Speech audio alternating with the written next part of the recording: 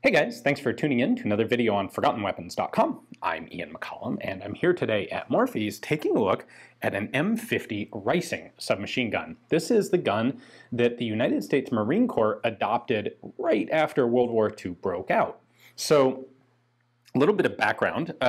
Eugene Reising was the guy who developed this. He was born in 1884, so he had quite a lot of experience as a firearms designer by the time World War II comes around. He'd spent time working for half a dozen or more different gun companies. He'd worked for Mossberg, Savage, Stevens, Colt. He had actually worked under John Browning with Colt. Some of Reising's ideas were involved in the development of the 1911 pistol into the form that, well, the 1911, where it finally saw U.S. military adoption. So he knew what he was doing. After World War I, he actually spent a couple of years running his own company, making .22 caliber pistols.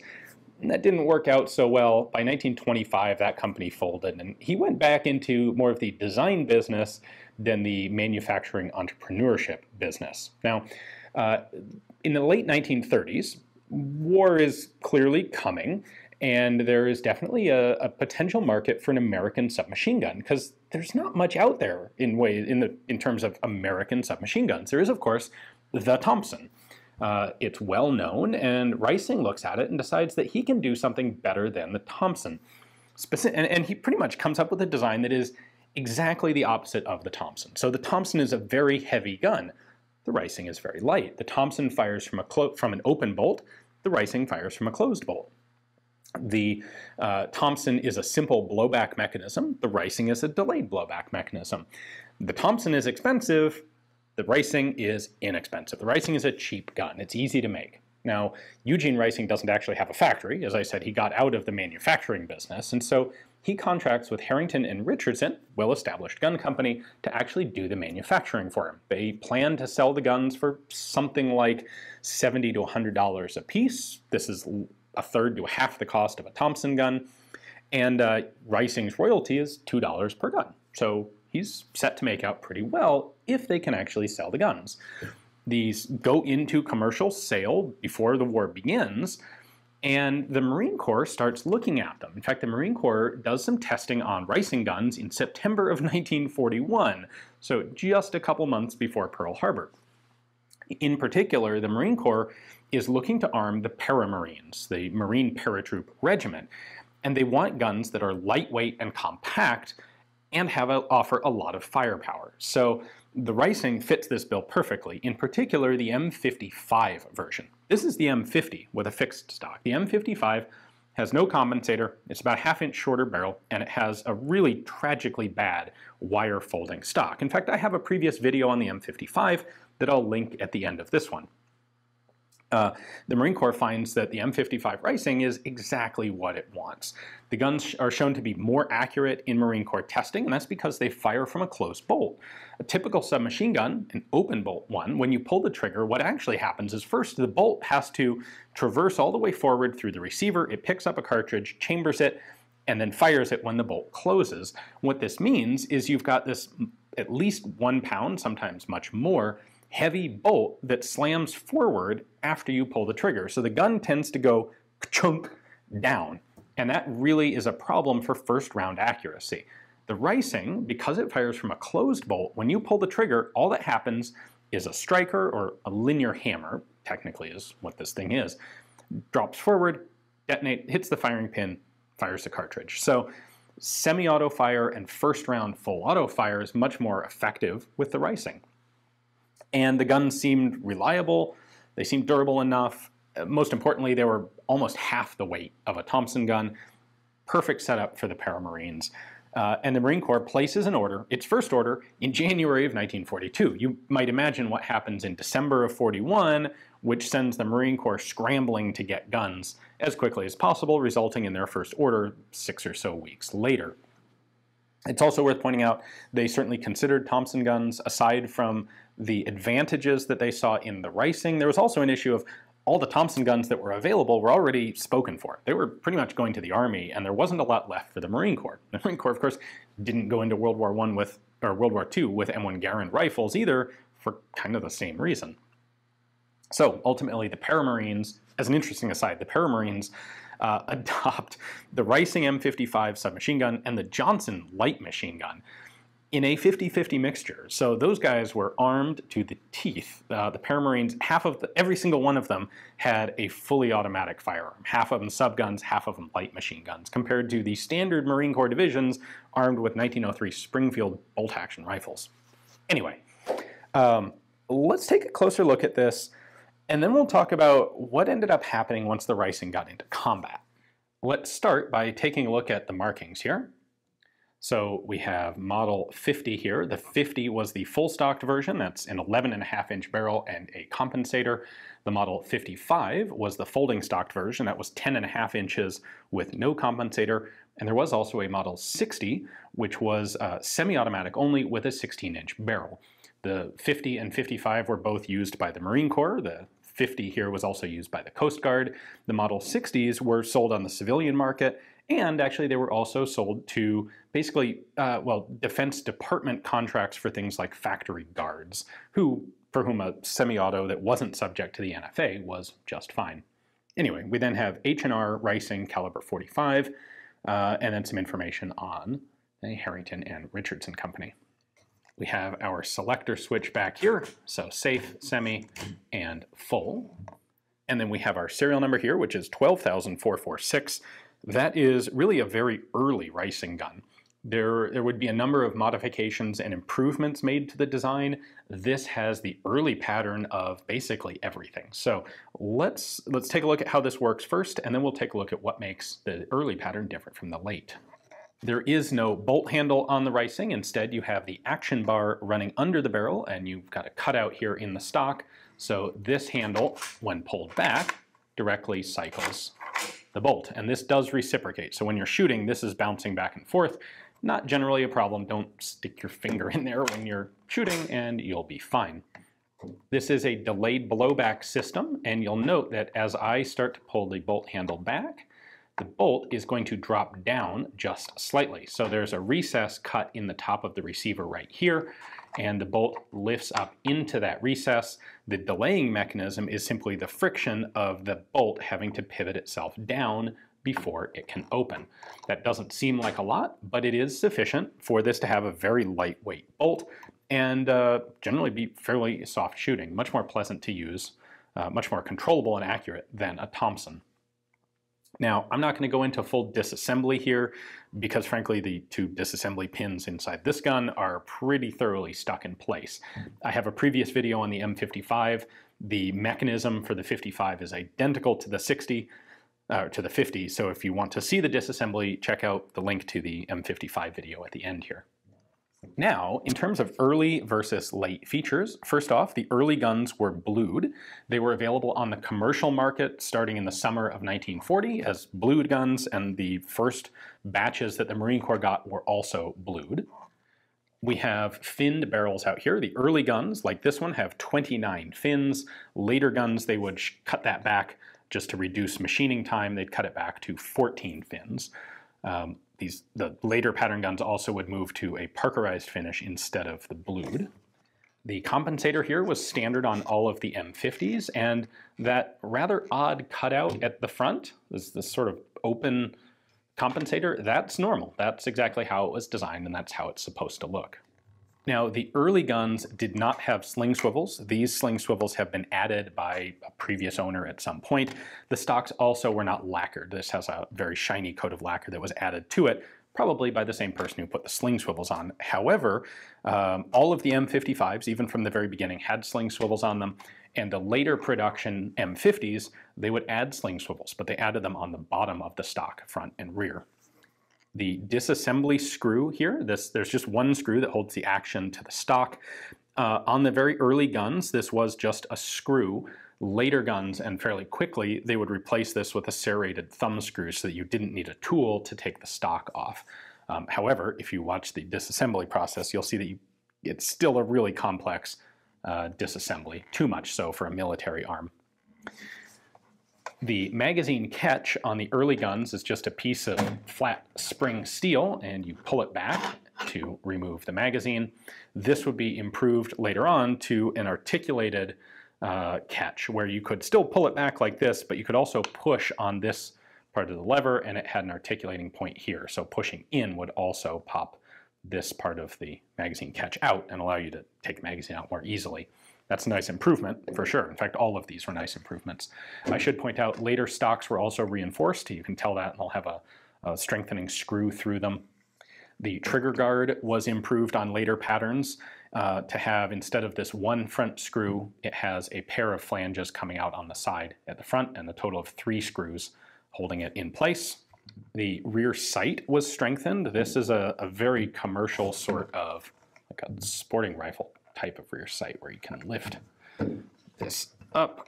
Oof, this one's tight. And then you can slide this back and forth to adjust your elevation. They would strengthen this on later patterns. It remains the same basic form, but better constructed.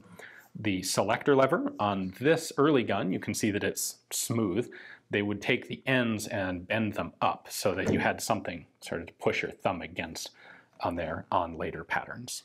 And you can't see it from here, but later guns would have a stainless steel firing pin put in them just for better durability. Now, in the field, in the Pacific, one of the problems with the Reising was that locking recess up in the receiver only needs to get a little tiny amount of dirt in it for it to not fully close and go into battery. Pretty easy to cause malfunctions. You also have the opportunity for dirt to ingress the gun here on the bottom. Not where you would normally expect dirt to go in, but when you're assaulting a beach or hunkering down in a small, muddy, rainy foxhole, that sort of thing happens. Now I'd like to talk about magazines for a moment as well. This is the standard original Reising magazine. It holds 20 rounds. It's marked H&R Reising there. Model 50-45 magazine. It is a double stack, single feed design. You can see the follower there, the fact that it only presents one cartridge at a time. And it looks a fair amount like a Thompson magazine, but doesn't actually function the same way. This is an over travel stop, so you can't put the magazine in too far. These magazines would also cause problems for troops in the field. They were prone to getting dirt in them and malfunctioning. The feed lips were not sufficiently strong. It was a little too easy to bend and damage these feed lips, and the magazines caused reliability issues. Now, one of the solutions that was come up with, and I see conflicting stories or alternate different stories for whether this magazine was a solution to reduce feeding problems or if it was literally a way to reduce ammunition consumption. It's entirely possible that both of those things are true, but what they did is they went to a single stack magazine. So the ribs stamped into this magazine limit it to a single stack of cartridges. This holds 12 rounds, and this became the standard issued magazine for the Reising in combat service, going from 12 down to 20. And these were, in fact, more reliable. You can see they also have a different design of follower. Because there wasn't a double stack of cartridges trying to converge into a single stack with the resultant attending friction of that, this did have fewer problems. The feed lips are probably still a little bit fragile, but these did work better. But they also restricted you to a submachine gun with a 12-round magazine. One other thing that you'll find is very light. There were actually some guns made with magazine wells that were also pressed in the center to only accommodate 12-round magazines. This has the standard 20-round magazine, and I think that's largely the predominant type that's out there. But be aware, if you're looking at Reisings, you will occasionally see a restricted 12-round magazine well. Do be aware that a 20-rounder will drop right in. Taking the magazine well off is a standard part of basic field stripping of the gun, and swapping it from a 12 for a 20 is very easy when you do that. Anyway, as early as September of 1942, barely a month or two into the Guadalcanal campaign, the Marine Corps began to move towards, began to start production of 12-round magazines for the Reisings.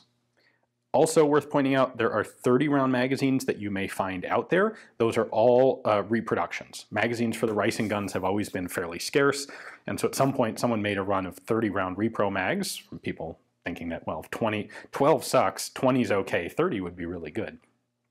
And those 30s are out there and they will work, but they're not original military magazines. So the Reising made its combat debut on Guadalcanal. And this is where problems started happening. So there are problems on a couple levels with the Reising. First off, Reising parts are not interchangeable between guns. They hadn't needed to be for commercial production before the war, and when the Marine Corps started placing orders, it wanted the guns as quickly as possible. It needed to arm these newly formed and newly deploying Marine Corps units immediately. There is an element of it's going to take us a while for these guys to get to the Pacific Islands where they're needed on ships, and we have to get them guns before they leave. And so it's really important to get them guns now. So the Marine Corps bypassed the need to have strictly parts interchangeable guns so they could get the guns right now. The problem is no one really communicated that to the actual Marines who were using the guns, and they had a standard practice of cleaning guns communally. You'd set up a bunch of bins of parts with solvent in them, and everyone pulls apart their guns, and everyone's bolts go in that bin, and firing pins go in this one, and like that. And then once everything's cleaned up, you just grab one of each part, assemble your gun back together, and you're good to go. That works fine for interchangeable part guns. It was a huge problem for Reisings, because when they did that with the Reisings, they'd end up with a bunch of guns that no longer worked, and the armorers didn't have the tools to be hand-fitting all the parts to fit different guns. The individual parts weren't serialized. You would think that could be a good way to solve this problem, but for whatever reason it wasn't done. And so you end up with a lot of guns that are put out of commission or become unreliable because of that parts interchangeability issue. Furthermore, there were issues with these guns' reliability in the field. The island campaigns in the Pacific were incredibly dirty, grimy, hardcore combat in jungles, in sandy beaches, and the Reising is susceptible to malfunctions when it gets dirt in it. You've got the locking surface, or the recess in the top of the receiver, which is a bit exposed through the ejection port. You've got the charging handle that has an opportunity for dirt to get into the gun, and this was a problem. The finish was not really sufficient for the Marine Corps needs. And I think it's important to put this in perspective of Pacific Island battles. When we think about, the finish isn't good enough and the gun tends to get rusty, we're normally not thinking about conditions where I'm going to jump into salt water, wade ashore, and then I'm going to be in the rain on and off for a week straight, never under cover. I'm sleeping with the gun outside, and it's constantly wet, dry, salt water maybe, then fresh water. That took a toll on the bluing on these guns. It was a commercial blue. It was fine for the commercial sales, for police, for security guards. It was a fantastic gun for those purposes. It wasn't quite up to the rigors of combat in places like Guadalcanal. And so as a result, as early as September of 1942, right after the landings on Guadalcanal and some of the first major combat there, reports start going up the Marine Corps chain of command that the Reising's not going to cut it. And the Marine Corps decide to replace the guns. So over time, as replacements become available, the Reisings will be replaced by a variety of things, potentially grease guns, but often M1 carbines. In some of the paratrooper and raider units, the Reisings were replaced by Johnson rifles, Johnson semi-automatic rifles, 1941s. But the Reisings will be phased out of combat use. Now, that doesn't mean they all get thrown away. They generally get relegated to positions where they're fit to their strong suits. So ship crews, naval boarding parties who generally aren't actually going to be needing their guns, they can have Reisings. They're going to do great in the armory of a ship where they can be taken care of and where they're going to stay clean. The Coast Guard would purchase 20,500 M50 Reisings, and for Coast Guard patrol and guard duties, they worked fantastically. The U.S. Marine Corps would order a total of 49,500 of these M50 Reisings, all of them in 1942. And they would see good service. I think this is a gun has gotten a reputation worse than it really deserves, because it was thrown into some of the worst possible combat immediately upon adoption, and it was done so without the proper training to the servicemen who were using it. In this way, it's kind of akin to the early M16s that go into Vietnam without proper training, without cleaning kits, and with the wrong powder. Similar things. The M16 has come around to be a fantastically reliable and fantastic overall rifle. The Reising perhaps didn't get a chance to do that, but the Reising had very real virtues, and they often, I think, get overlooked in favor of the problems that it had. So this particular example is a curio and relic, fully transferable, registered Reising M50, and it is, I think, one of the underappreciated and undersung U.S. military arms of World War II. It played a really important role. It gave, for all its faults, it gave the Marines good firepower landing on Guadalcanal. I think I would rather have a Reising, for all of its potential flaws, than a bolt-action Springfield going into close quarters jungle combat in the islands of the Pacific. Anyway, hopefully you guys enjoyed this video. As I said earlier on, I already have a video on the M55 Reising that I filmed, boy, like 7 or 8 years ago now. I will link to that in the end cards here. That includes video footage of the full disassembly, which I wasn't able to show you on this one. So hopefully you enjoyed it. We're going to take this out and do some shooting with it tomorrow, and I'm curious to see if it's a more comfortable gun to shoot than that folding stocked M55. Thanks for watching.